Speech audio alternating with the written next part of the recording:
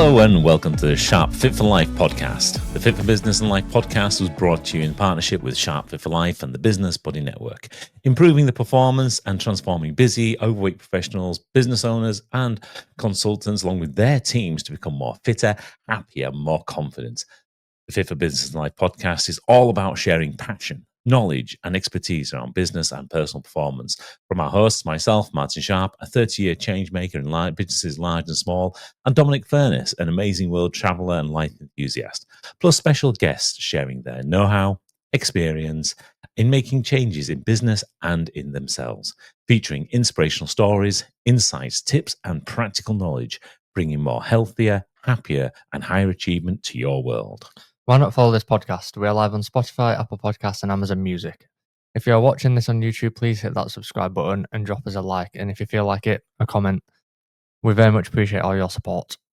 So sit back and enjoy this episode of the Fit for Business and Life podcast, brought to you in partnership with Sharp Fit for Business and the Business Body Network. Right, well, first things first, congratulations on completing the London Marathon. How awesome is that? A handshake. This is a freaking high five, mate. Oh, nearly flipped the laptop off the desk there in excitement.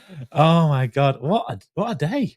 What an absolute amazing day. Yeah, it's like I wasn't there live, but it seemed like I had a great time. Like, thank you for all the messages in the group. It was awesome to see. Yeah, I mean, there was over 57,000 people started. I think it was 57,449 people started with 56,600 and some finishes. And I hear this puts you in the Guinness Book of Records. Yes, that was something I was not expecting at all.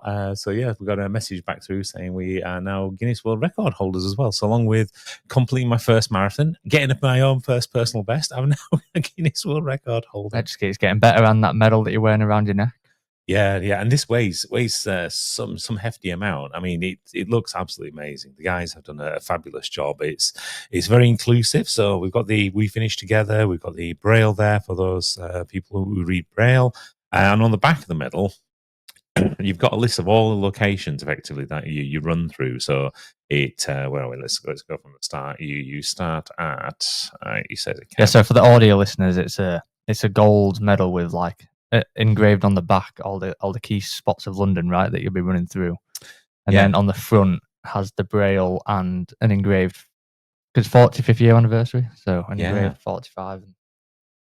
It is, and you know what? I was having a chat with the guy who does our payroll for the business last night, and he was saying that he was there 31 years ago, so he did the 4th London Marathon. So that was kind of just straight up number 04. Yeah. Wow. So that was quite interesting. And there's going to be some great connections. Again, our accountant, who's hang on, did he do it 40 years ago, 30 years ago? He did it 31 years ago. But it's 45.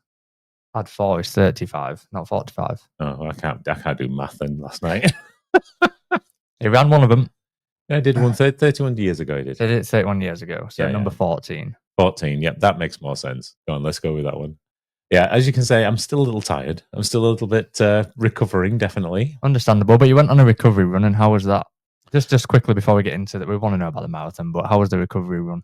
The recovery run yesterday was just 15 minutes. Again, I'm doing a lot of active recovery as opposed to just sitting around and do whatever. So this is all about actively trying to recover and make sure that I'm actually working the right kind of way.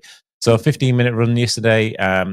It was about 8 minutes per kilometre. It was not something that was going to break any world records or anything. But I managed it. It worked okay. I think I ran a little bit more like the Tin Man, but it was slightly quicker than my finishing pace. I think that last 2 kilometers, 2 miles actually. It was 2 miles because it was just after Luke's aid stand. That was intense. I think it was down to about 8 minutes 30 per kilometer at that point. Well, before we get to that part, let's jump right back from the beginning. Like, let's talk through the whole day if you fancy it. Start to finish would be good. Yeah, no, certainly. So the thing is, it's worked the plan, right? So we've been planning this for months. I've had some amazing people helping me on the journey. So from Dr. Alka, who's looked at my bloods and kind of worked out, things that my body was deficient in, which was really around things like magnesium and potassium. Potassium is really important when it comes down to the things like your heart being able to pump in the right kind of way. Magnesium's perfect for things like energy and recovery. And she also noticed I had a dip in glutathione and glycine. So were these your deficiencies, did you say? Yeah. She had a magnesium deficiency. Yeah. Everything else was green. So you need to get on the 100% dark chocolate. Yeah, so she kind of she started winding me up at first. So she did all the blood panels, and I rang her back and says, "Have you had the blood test back?" She says, "No, I had to send them back away." And I says, "Oh, what happened?" She says, "Well, your blood test came back, and I couldn't believe the results. I couldn't believe what I was actually seeing, and I conferred with a colleague, and we decided actually they must have done something wrong, so we sent it back to the labs." And when we got the results back again, they were pretty much the same. So I'm pleased to say pretty much everything's in the green, with the exception of these two tiny deficiencies. But fixing those, it was like suddenly just tons of energy. It just felt like I was bouncing all over the place. It was just amazing. Good. So what did you do just quickly to get your magnesium and the other one? What was the other one, sorry? Glutathione. How did you get your glutathione and magnesium up? So with the magnesium and potassium, just increase the electrolytes. So again, Easy as that. Simple as that. Just make sure you have the right amount of electrolytes. And it's also making sure things like you are taking things like just pure sodium, not things like sodium chloride. So it's not like table salt and stuff. So again, really kind of concentrating on what we're looking for those. And with the glutathione, we did do glutathione as a supplement, but then we've also been supplementing with glycine and NAC, which basically means that my body can actually create glutathione from those as well, which has just been fantastic. So that's been the fix there. And then brilliant. With Gabe, obviously, it's been, and with Mike Dale, so Gabriel Flores and Mike Dale, thank you very much again, guys. They've just had so much encouragement, so many kind of thoughts and ideas about running and helping me with getting my pace better, getting my cadence better, getting my form better.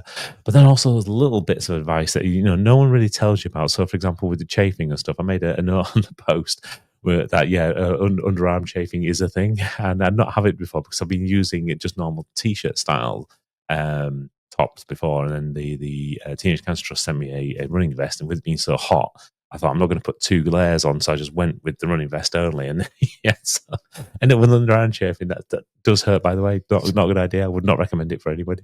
So you've got a solution for that, and then also like if it was a little bit cooler because it was a hot day, right? That you did the marathon on this time around. Could you wear the t-shirt and the vest over the top? Do you reckon would be a better strategy? No, I would have still just gone with the one layer, I think. Okay. But yeah, the strategy is just to stick Body Glide everywhere. Body Glide's been absolutely fantastic for chafing in various other places. So you use it in other places. Yeah. You have used it, you just didn't use it on your armpits that time. Yeah, exactly. Okay, so that's one lesson learned. So that was definitely one good lesson learned. And again, the other guy, there's so many other things. So for example, how to put your running number on, the bib number. So again, different ways of being able to do that, using either a belt or using clips, etc. We went with the clip option this time. The choice of things like running vests. So again, because working with Claire Fudge from Fourth Dimension, amazing lady, a trained dietitian. She's worked with performance athletes, people in business at some of the highest levels across the world, and also she's a triathlete, Ironman complete at world championship levels, and she does her own ultramarathons as well. So absolutely amazing woman. She took me under her wing, gave me loads of advice around the nutrition side. And we came up with a formula for saying, okay, we'll just work on taking what we need, because at least in that way, I knew exactly what I was taking when I was taking it. We could get the patterns and everything working beforehand. And yeah, there's the kind of the downside. You're carrying more stuff to start with, but it's only for the early part of the marathon. It soon depletes quite quickly. And this is food, right? You're talking about like fuel, like gels and things. It's the fueling strategy. Yeah. It's the gels. It's the Walker's crisps. It's the jelly babies. I mean, when you think back to how I went through my my fat loss journey and trying to get my body to be much better than it used to be, it's all those things that you were supposed to not eat, effectively, that everyone tells you not to eat. But then all of a sudden you're in this place where this is an endurance sport. This isn't like bodybuilding. It's not weightlifting. It's not sprinting, etc. This is endurance. So you have to give your body the fuel that it needs to be able to get through it. Yeah, because you burn, did you say 7,500 calories? Yeah, I think the actual run itself was 6,500 calories. But then, throughout the day. Yeah, 7,500 in total. And then how much weight did you lose if you're comfortable talking about that. We can cut this bit out, by the way, if you don't want this piece. Oh, I don't mind at all. Yeah, so I jumped on the scales when we got back yesterday, and we dropped 4.6 kilograms. If you want to drop 4.6 kilograms, run a marathon.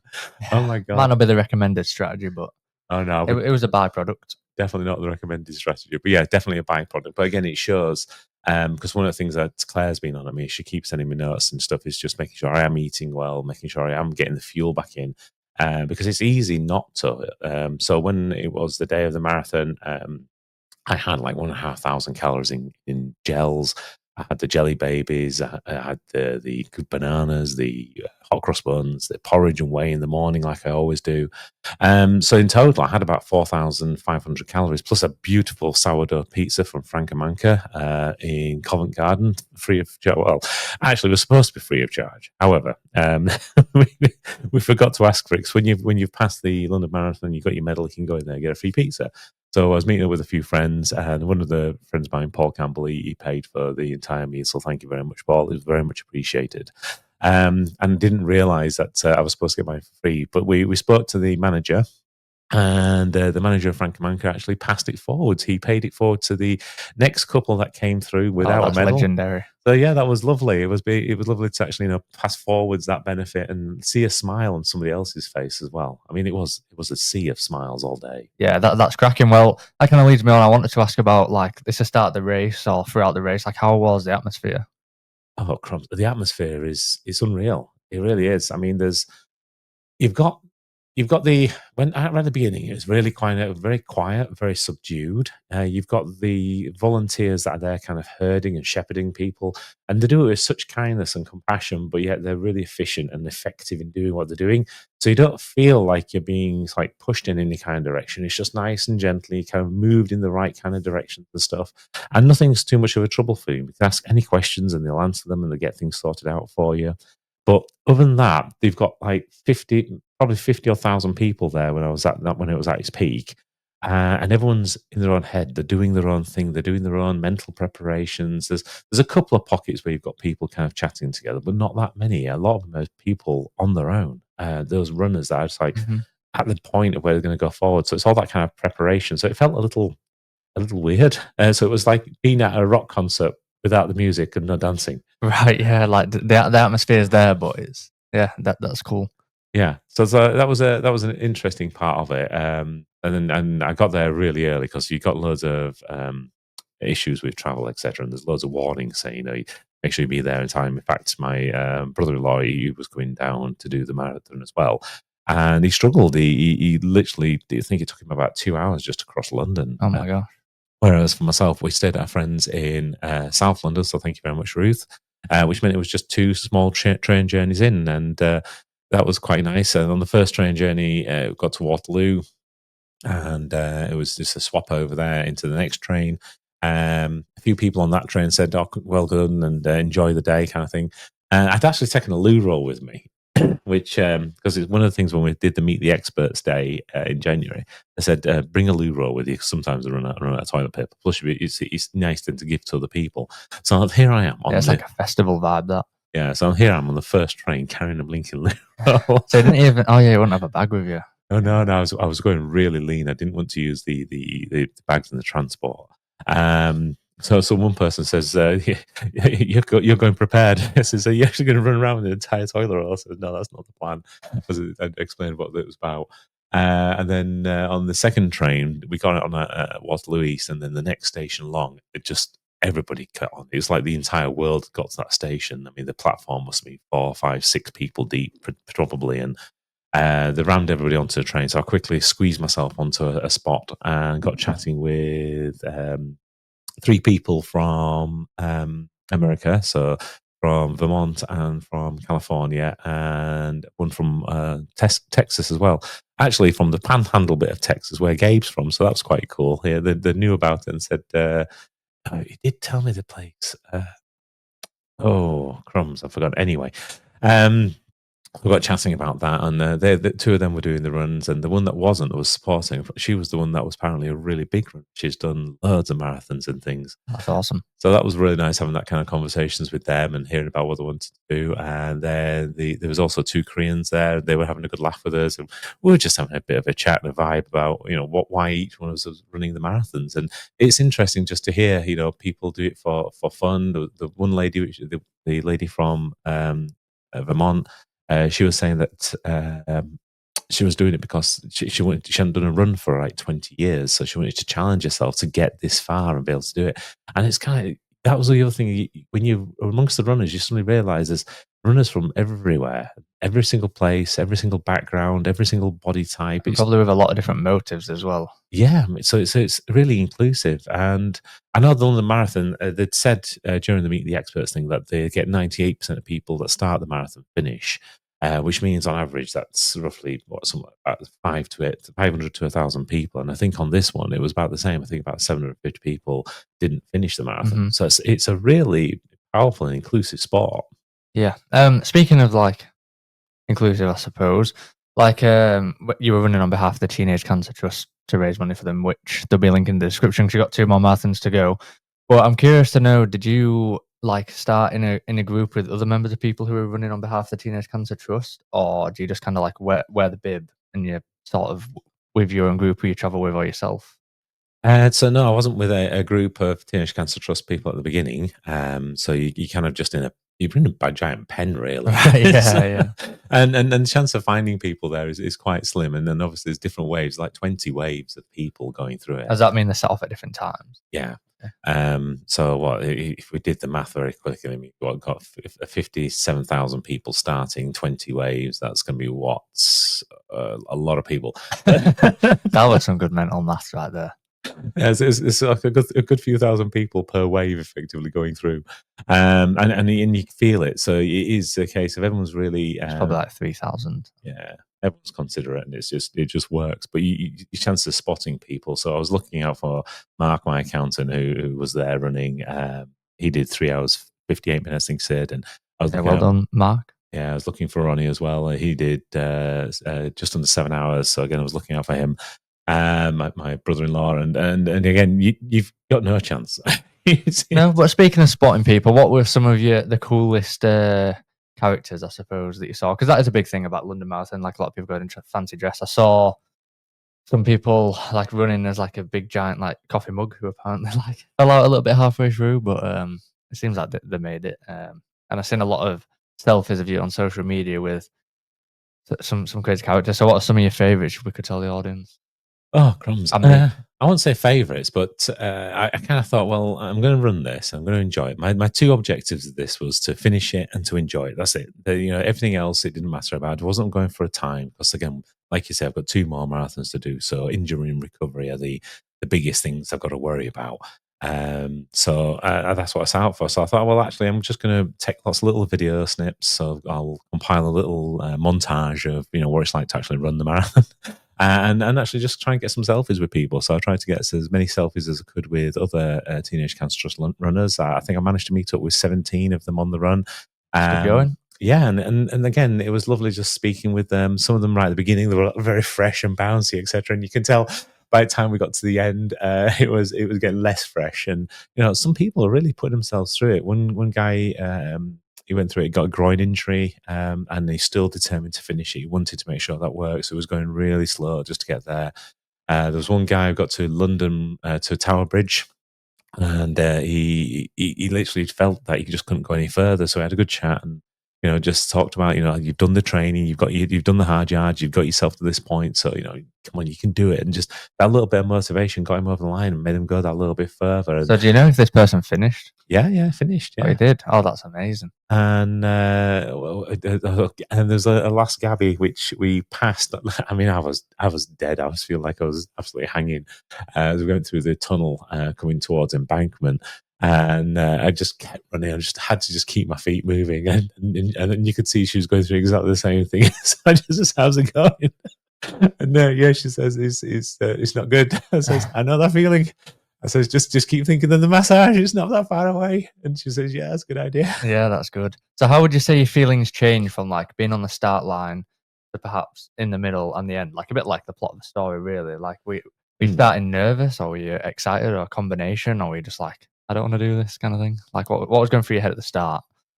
The start, I was like sat there for about 2 hours, so I was getting bored, to be honest with you. Right, okay. I just wanted to get started, so I wasn't Yeah, a little bit agitated, maybe. yeah, I wasn't nervous. I must have been nervous, otherwise I wouldn't have been in that kind of mental state. But yeah, I just wanted to get started, because many of the other events I've done, like the park runs, I mean, you literally turn up 5 minutes late, you're off, and then the 10K races again.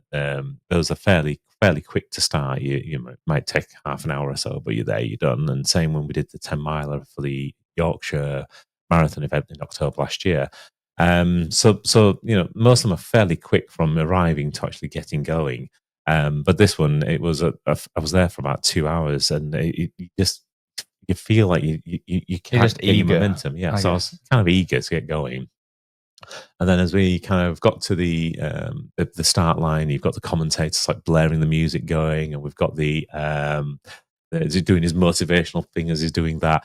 That kind of really built up quite nicely. And then we were off, and literally the first 20 kilometers up to just past Tower Bridge. Brilliant. I just felt on top of the world. I just had energy. I was bouncing. If I wanted to go a bit faster, I could. I had to make sure I was slowing myself back down. Smart. I just felt like I had a spring in my step. Literally, it was just fabulous. I was meeting so many amazing people. Like you're saying, there's a lady dressed up, Gillian. She was dressed up as a Christmas tree. There's a lady dressed up as a witch. There was a lady dressed up as a flamingo. There's a guy in the rhino suits. The rhino suit guys, off to you guys. That was hot. Hot in there, yeah. And you could tell that took its toll, and I felt really, I felt for the guys. By the time I'd met some of the rhino guys going through sort of Victoria Embankment and that kind of area, they were really, everyone was happy and joyful at the beginning. By the time you got to that point, I think I got a grunt out of the rhino. he wasn't a happy rhino. Maybe it was just in character. Yeah, but that was intense. And the guy with the London Eye, I passed him as well, and he was regretting his choices around about that stage as well. But everyone still was enthused. They were going to do it. They were going to complete it. So that was the other part of it. But for me, I felt the shift go pretty much by about Limehouse Tunnel, which was about 24 kilometers in, so about 3 kilometers before what I'd normally do, where my body kind of goes from 6:30 per kilometer down to 7:30 per kilometer. So I kind of felt that shift happen. I thought, this is okay. I know it's coming. And I'm assuming it's just kind of happened sooner because of the heat, or maybe I just went that little bit too quick off the mark, or something like that. And then that was then going all the way through Canary Wharf. It was really hot. It was like hell. It really was hot. There was no breeze, and then you got so many people in such a small space, because it's not just the runners; it's the crowds as well. And each person, they generate 1,540 BTUs of heat, which is a lot. So I would have estimated that the ground temperature where you were as a runner was probably 5 degrees, maybe 6 degrees warmer than the air temperature. It's definitely a possibility in dense crowds, for sure. Yeah, so if it was saying 22 degrees as the air temperature, I would have said you would have feeling 27 as a runner easily, because it was hot as hell. It really was. And yeah, as you were just saying, then we've discussed like off the podcast, like you do think that damaged your time a bit, and you're just getting hot. Yeah, so I was trying to drink as much as I can, and it tells. I took a liter of water. Well, I took a liter of electrolytes with me, and then I probably drank easily. Each of the aid station, I was picking up like 2 and 3 bottles of the water, so that would have been half to 3/4 a liter of water for probably about 8 different aid stations. A lot of water. Yeah, and I didn't need to go to the loo at all. So it kind of proves how much you were sweating as well. So it was just literally going straight through me in that kind of respect to try and cool my body off. And a big thank you to the London Fire Brigade guys. Those water cannons were fantastic and definitely needed. So what were they just blasting you with them? They set them up on little stands and made it like many of them made it like a fountain or a shower, and you could tell different people had done them. So some of them is like a light mist, and it was just like running through a light mist. Others were like a heavy rain shower. Let's put it that way. I didn't know that was a thing. That's a pretty cool detail. Yeah, but very appreciated every single one of them. So hats off, guys! You did an amazing job. I think me and all the runners definitely appreciated that little touch.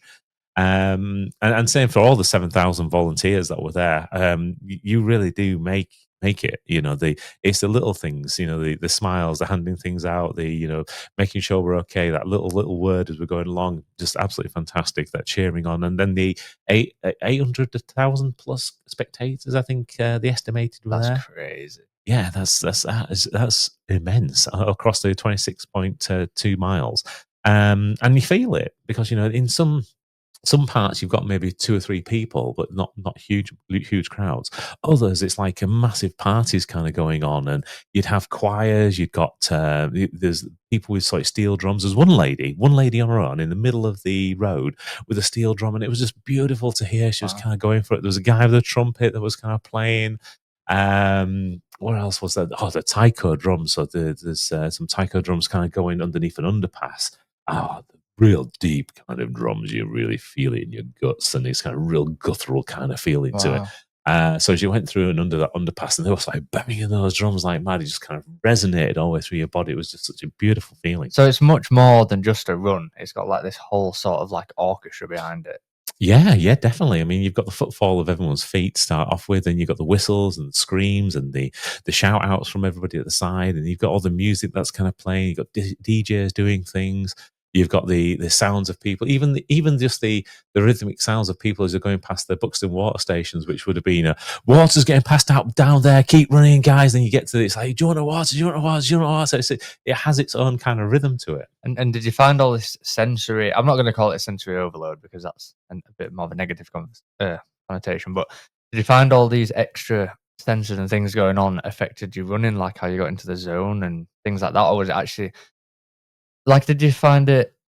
I don't want to say helped or didn't help because again, like I don't want to like give it a negative spin. That's not what I'm trying to do here. But I'm just saying, did it change the way you performed? Yes, 100%. So, and I had to get used to that, and I wasn't ready for it. So, for me, when I start running, I usually have the music on, or a podcast. It's usually a podcast or an audiobook, and I kind of just listen to the podcast and the audiobook. And there's many occasions I'll be on a training run. I'll be doing like 10, 20, 30 kilometers, and you kind of lose yourself. You look at the watch and it maybe says 7 kilometers. Look to watch again, it says 13 kilometers. Like, oh, okay, that was quite cool. That's awesome. And you couldn't do that here at all. There was always something kind of jogging you back to the present and kind of pulling you in. So you couldn't kind of lose yourself in yourself and just kind of eat the miles. You felt every single mile, every single footstep.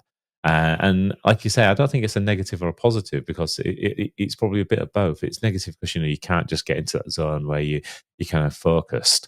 But at the same time, the energy and the enthusiasm from everybody else that's around you kind of just pulls you along anyway. But it's just an experience too. Like, Yeah, nice to have new experiences, and that's one of them. yeah, one hell of a good experience, and just kept running through it. I saw your mum, Yeah, all my mates and everything over at the Lucasade stand. So thank you, Paul and Gabe, handing out all the Lucasade. It was really nice to see you guys. I know it was a very quick high five. They were wanting to get a selfie with me, but by this stage, my body had it was getting worse. I think literally just before then at the Buxton water station, I'd got down to about 8 minutes 30 seconds, the one before the Lucasade stand per kilometre, and I stopped for a moment, and that was like, oh god, that was not a good idea because it took me a good like half a kilometre to get back up to speed, just to be able to move, and everything was just seizing up my leg, and my hip were telling me just stop, and it's like no, just going to keep going, and so again, a good learning curve. Like maybe not stop next time, just take it like slow to almost stopped, but not stopped. I just kept going, and I just gave him a high five on the way through.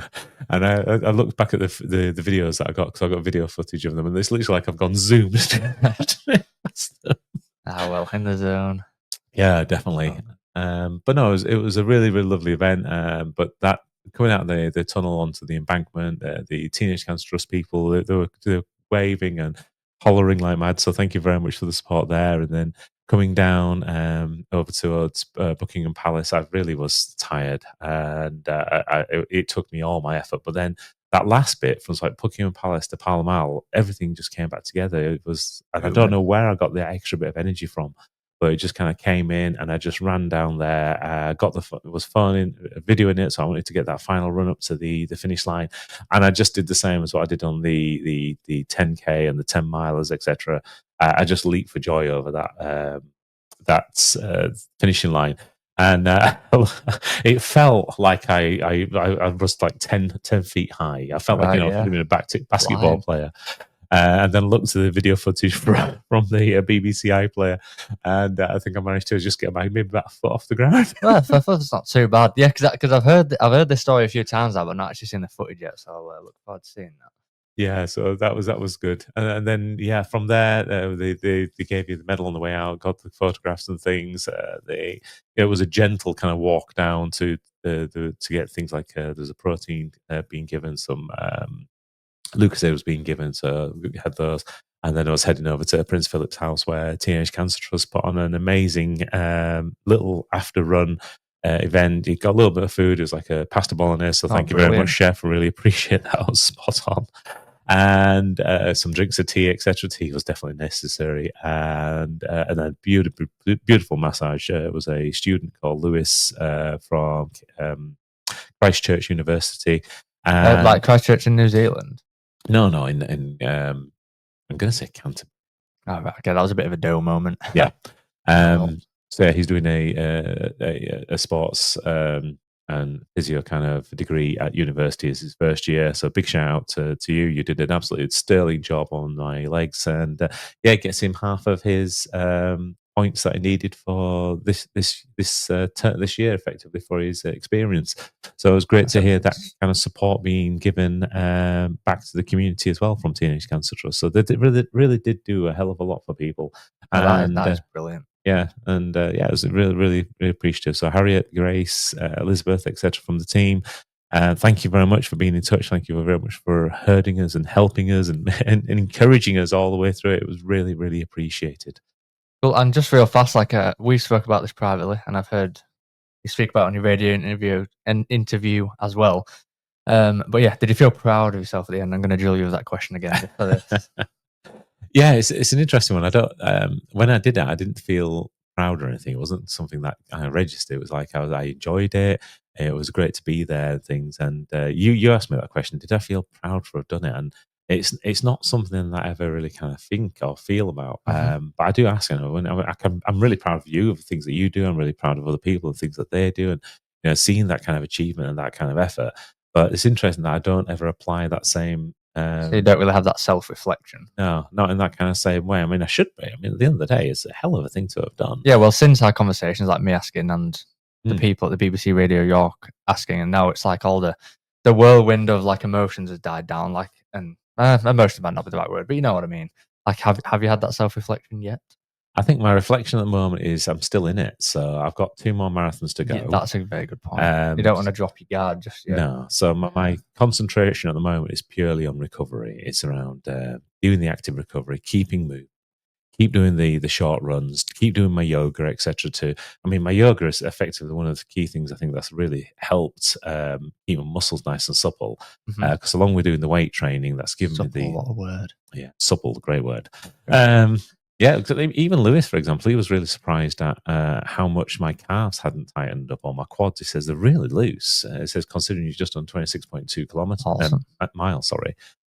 So really, it's been my back and my hamstrings that were tighter, and those are two areas that are harder to target. So it's been putting the work in beforehand. So I need to do the same now this week in preparation for the next marathon, but at the same time, getting more sleep, getting more rest, getting the nutrition, etc. Which so far you have done, when you can, because you couldn't on the first, because you got to drive, you got to get home and everything. But you had a good rest. Yeah, definitely. Long may it continue. Yeah, right. So before we wrap this up, should we talk a short bit about your fundraiser of this? So if anyone wants to donate, you can. As I say, the link will be in the description. But yeah, just a brief summary of who you're running for, why, what the actual challenge is. Yeah, so the challenge is doing 3 marathons in the space of 2 weeks, having never run a marathon race in my life before.